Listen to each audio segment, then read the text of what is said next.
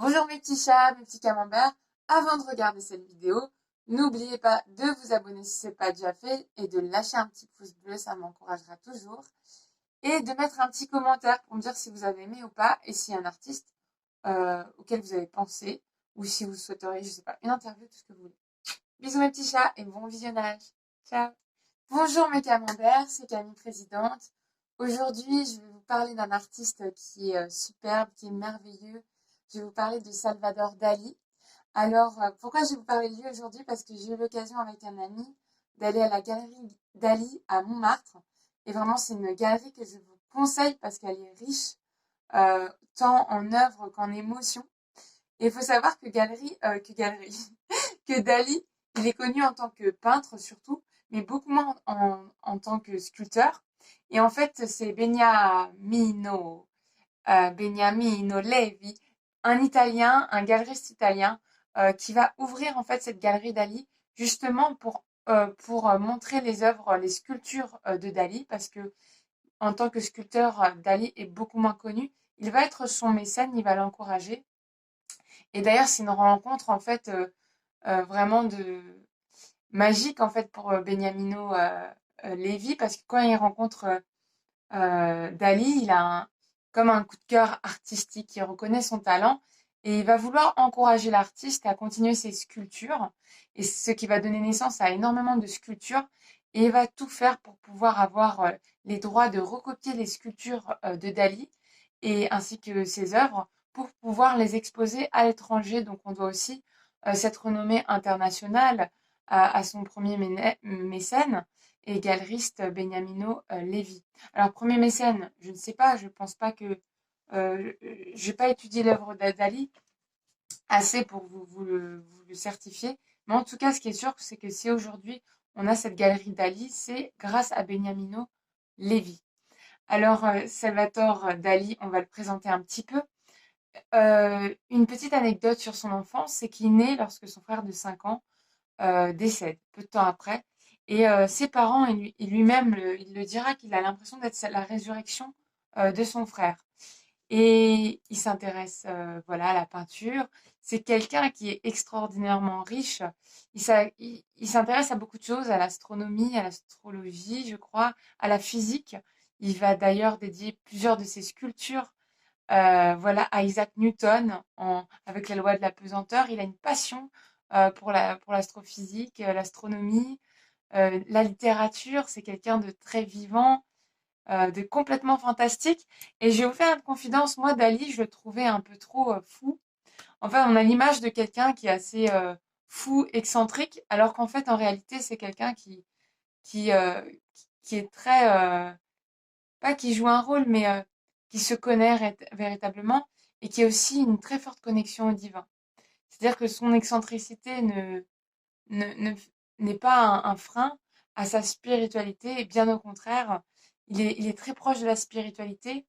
Il va peindre d'ailleurs plusieurs tableaux en rapport avec le divin. Il va aussi faire des sculptures comme la sculpture d'Adam et Ève. Il va aussi faire une série de dessins sur Cantique des Cantiques. D'ailleurs, je vais vous lire un extrait de Cantique des Cantiques, c'est le chapitre 4, et ça commence euh, au verset premier. Euh, je l'ai choisi ce morceau parce il est très poétique, et je l'avais appris pour une audition il y a quelques années. Que tu es belle, donc c'est un jeune homme qui parle à sa femme, donc j'avais joué le mec. Que tu es belle, mon ami, que tu es belle. Tes yeux sont des colombes derrière ton voile. Tes cheveux sont pareils à un troupeau de chèvres bondissant sur les montagnes de Galaad.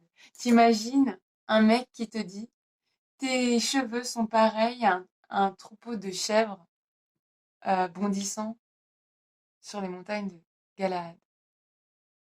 Voilà, voilà, ça c'est ça un peu ça. C'est frisottant, c'est joli. Et du coup, tes dents sont comme un troupeau de brebis tondues qui remontent du lavoir, chacune à sa jumelle, aucune d'elles n'est seule. Lol. Enfin, vous voyez un peu le mec, l'imagination, genre. Il compare des dents à un troupeau de brebis qui marchent en duo jusqu'au lavoir. Allô? Donc bref, j'ai trouvé toutes ces réinterprétations, en tout cas de ses œuvres sur la Bible, qui avaient beaucoup de cachet. Mais surtout, à la Galerie Dali, vous allez voir beaucoup de sculptures, vous allez voir les représentations bibliques sur les 10 plaies de l'Égypte, sur le Cantique des Cantiques, Adam et Ève. C'est très chimérique en fait l'univers de Dali puisque il fait partie du mouvement surréaliste qui a éclos dans les années 1929, un petit peu plus avant, en 1924 avec André Breton et le Manifeste du surréalisme. Et en fait, dans le surréalisme, on ne s'interdit rien. Donc on laisse passer nos émotions, tout ce qui est un peu refoulé. Par exemple, Magritte, lui, il va transposer euh, certains objets dans un monde un peu irréel, enfin certaines choses, par exemple un chapeau qui vole dans le ciel, quelque chose de pas possible, mais de poétique, d'onirique. Et Salvador Dali, quant à lui, il va beaucoup examiner le subconscient. Voilà, les pulsions refoulées, notamment. Et dans ses plus belles œuvres, je trouve, on retrouve le Christ sur la croix. Alors, je ne sais pas, Christ de Saint Jean de Croix, c'est comme ça qu'il l'a appelé, et la Tentation de Saint Antoine. Donc, ce sont deux œuvres. Donc, la première, Christ de Saint Jean de Croix, elle est magnifique, cette œuvre. Et elle montre vraiment l'amour de l'artiste et son inspiration vers le divin. En fait, c'est vrai que Beniamino Levi dira que de l'extérieur, Dali, c'était quelqu'un qui pouvait paraître très excentrique, peut-être un peu parfois un bouffon, mais en réalité, c'était quelqu'un de... et c'était loin d'être un bouffon, en fait. C'était quelqu'un d'intelligent, même s'il passait un peu du coq à l'âne quand il parlait. C'était quelque chose de très vivant, quoi. C'était Dali, quoi. Et puis, là, il avait cette foi, moi, franchement, j'admire un artiste qui a autant cette foi, qui trouve autant de majesté dans le divin et de respect pour les institutions comme pour le mariage. C'est quelque chose. Il a aimé qu'une seule femme.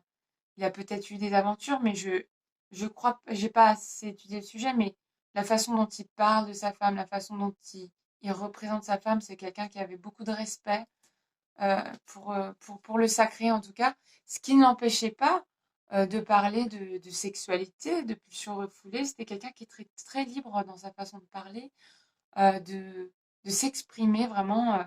C'était quelqu'un aussi un brin provocateur. Donc Dali, vraiment, je suis peut-être passée un peu à côté de l'artiste parce que plusieurs fois quand j'allais à Montmartre, j'avais envie d'aller justement dans cette galerie. Mais c'est vrai que moi-même, je suis très excentrique. Enfin, j'ai une phase de moi qui est assez pudique et en même temps très excentrique. Mais et du coup, je me suis dit, vu que parfois je ferais un peu les gens avec ma personnalité, je me suis dit, je vais pas aller visiter ce truc, je vais ressortir. Puis pour moi, en fait, les surréalistes, pour moi, c'est un peu des gens qui rejettent Dieu dans le courant du surréalisme. Il y a beaucoup de gens qui sont humanistes, donc qui sont pas forcément, pour moi, du côté de Dieu. Et là, en fait, Dali, pour moi, c'est vraiment un peu l'exception, en fait, des peintres surréalistes comme André Breton. Voilà, on sait que beaucoup de peintres, de romanciers, durant cette période, voilà, ils ont testé des trucs un peu, voilà, enfin, l'histoire des tables qui tournent, on appelle les esprits et tout ça, quoi. C'était très dans cette mouvance-là. Donc, du coup, voilà, moi, je sais pas trop mon univers, donc je préférais, voilà, pas y aller. Mais en tout cas, j'ai redécouvert un artiste qui a fait des sculptures, mais alors parfois complètement starbé pour moi, mais très empreint de surréalisme, quoi, comme si ton subconscient parlait. Il y a ce pouce-là qui est avec des branches, il a fait un pouce en bronze comme un arbre, c'est assez incroyable.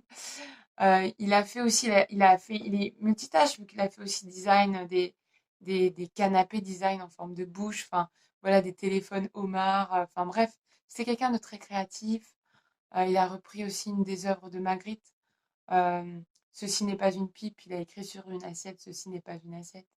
Enfin voilà, il se jouait un peu des codes. Parfois, voilà, on le critiquait un peu par rapport à ça, mais lui, il s'en foutait. Et c'était quelqu'un qui était franchement, qui avait une culture, c'était vraiment un érudit. Il s'intéressait à tellement de choses.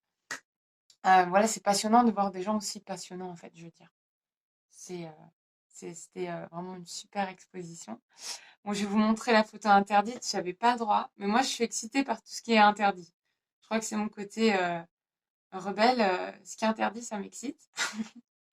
Donc du coup, bah, j'ai fait une photo sur le canapé dans le musée, mais c'est interdit. Donc en un fraction de seconde, j'ai pu me poser mes fesses sur le canapé et j'ai pu faire la photo et voilà, revenir au point initial. Alors ce qui était assez drôle, c'est qu'il y avait quand même une caméra, mais bon, j'ai pas eu le droit au vigile. C'était cool. Donc j'aime bien faire tout ce qui est un peu interdit. Donc alors la galerie de Dali, donc elle est à Montmartre comme je vous l'ai dit. Qu'est-ce que je peux vous rajouter de plus? Oui, est-ce que je vais le dire que Beniamino Levi, donc celui qui a permis que l'œuvre de Dali en tant que sculpteur soit connue, il a permis que certaines de ses sculptures soient exposées dans la rue, par exemple, place du Galerie des Tuileries, non, c'était pas ça. Voilà, c'est une photo que je vais vous mettre là, de toute façon. Voilà, c'est un éléphant avec un espèce de cône comme ça. Et donc ça, c'est une des sculptures de Dali qui a été exposée grâce à Place Vendôme, grâce à Beniamino Levi. Place Vendôme, à côté du Louvre, pas très loin du Louvre en fait. Du coup, voilà mes petits chats. Et ben franchement, je suis trop heureuse d'avoir fait cette vidéo. Je vais pas vous prendre tout votre temps. Si je ne l'ai pas déjà dit, Beniamino Levi, les premières œuvres qu'il a achetées à Dali, c'était L'œuf sur le plat, dans le plat et la harpe invisible.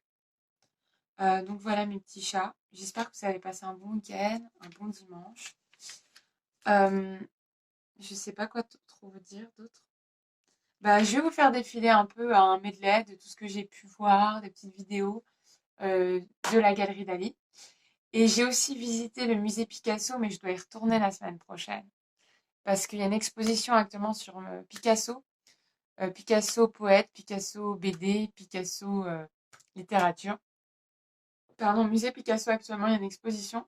Mais il faut que j'y retourne absolument parce qu'elle est très dense. Donc du coup, très riche. Et du coup, il faut que j'y retourne au moins deux, trois fois pour capter tous les univers de ce musée. C'est vraiment un truc de fou. Donc voilà, peut-être la semaine prochaine, une vidéo sur Picasso ou une cover ou tout ce que vous voulez. Si vous avez des idées de vidéos pour la semaine prochaine, un sketch ou quoi, eh ben vous lâchez un petit commentaire. Surtout, abonnez-vous, n'oubliez pas de mettre un petit pouce bleu. À bientôt. Ciao ciao.